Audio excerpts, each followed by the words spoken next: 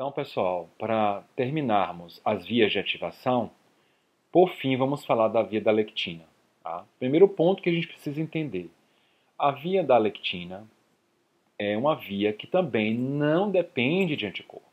Assim como eu descrevi anteriormente para vocês a respeito da via da alternativa. A via alternativa também não depende de anticorpo. Bom, se a via da lectina ela não depende de anticorpo, isso quer dizer que a via da lectina ela vai fazer parte da resposta imune inata. Entenderam? Vai fazer também parte da resposta imune inata. Agora, na via alternativa, como eu descrevi anteriormente, a cascata de reação começava com a proteína C3.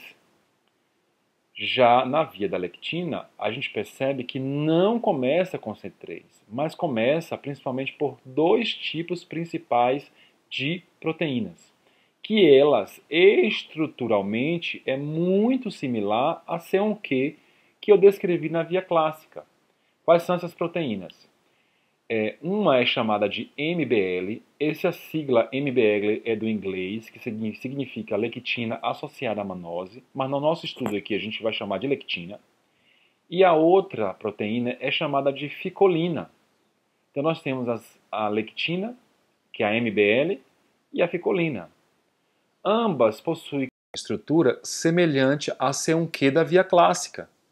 Percebam aqui nessa figura, como eu estou mostrando para vocês aqui através da seta. Observe que parece um guarda-chuva invertido, assim como era em C1q, com braços distribuídos radialmente e no final de cada braço você tem as cabeças globulares aonde ocorre a ligação com os açúcares que estão presentes na superfície do micro-organismo. Agora, existe uma diferença entre a MBL, que é a lectina, e a ficolina. A lectina ela vai se ligar somente a açúcares do tipo mannose. E a ficolina vai se ligar a um outro tipo de açúcar que nós chamamos de N-acetilglicosamina. Ambos os açúcares estão em grande abundância na superfície do micro-organismo. Agora, nós temos três diferentes tipos de ficolinas. Deixa eu mostrar aqui a tabela para vocês. Olha aqui essa tabela. Eu tenho a MBL, que é a lectina, né, ligante de mannose.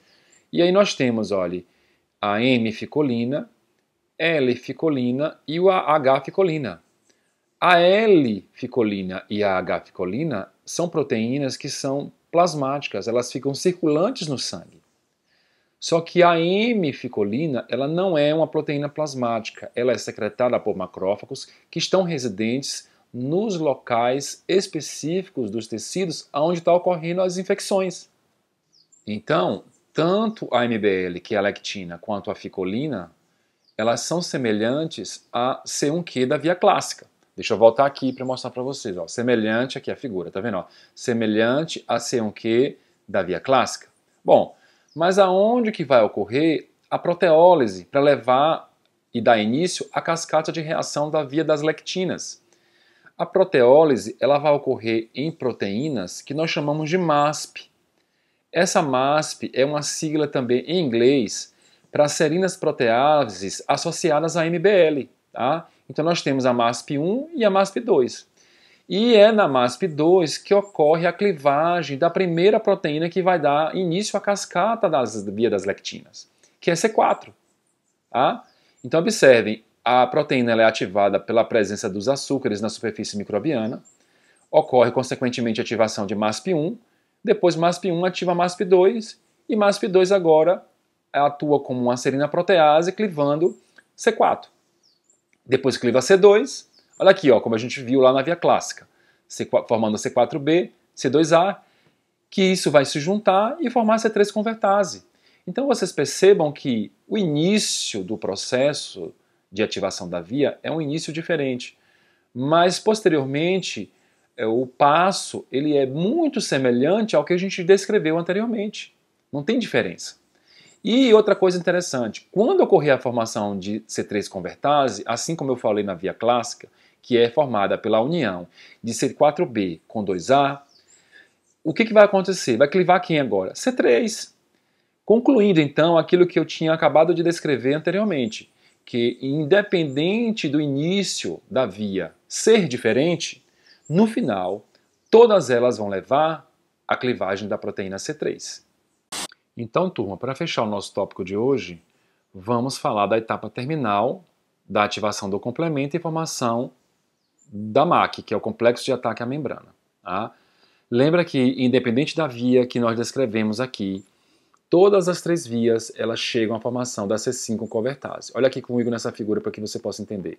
Ó, C5 convertase. Tá? A C5 convertase ela faz o quê? Ela cliva a proteína C5. E já falamos que após a clivagem ocorre a formação de C5b e C5a. Também falamos que a C5a está ligada, os fragmentos menores estão ligados ao processo inflamatório. E C5b ele vai dar prosseguimento ao passo, que aí foi o que eu não consegui descrever anteriormente. Então o que vai acontecer daqui para frente agora? Então me acompanha aqui nesse vídeo para que você possa entender. C5b ele vai encontrar uma nova proteína chamada de C6 e vai formar um complexo C5b, C6. Esse complexo ele vai permitir com que ocorra uma mudança na estrutura conformacional das proteínas, permitindo com que essas proteínas agora desse complexo se ligue à superfície microbiana por interações hidrofóbicas e interações iônicas. Tá? Ao se ligar, uma outra proteína se liga a esse complexo, que nós chamamos de proteína C7.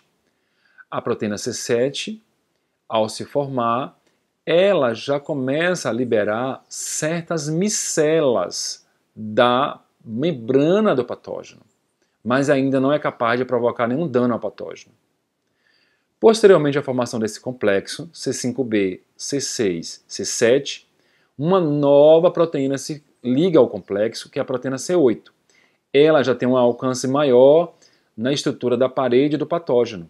E a bibliografia fala, olha aqui, olha, que esse complexo C5b, C6, C7 e C8 já pode formar um poro na membrana do patógeno e esse poro pode variar de 0,4 a 0,3 nanômetros. E esse poro, se for feito em grande proporção ao longo da membrana do patógeno, já pode causar um dano no patógeno.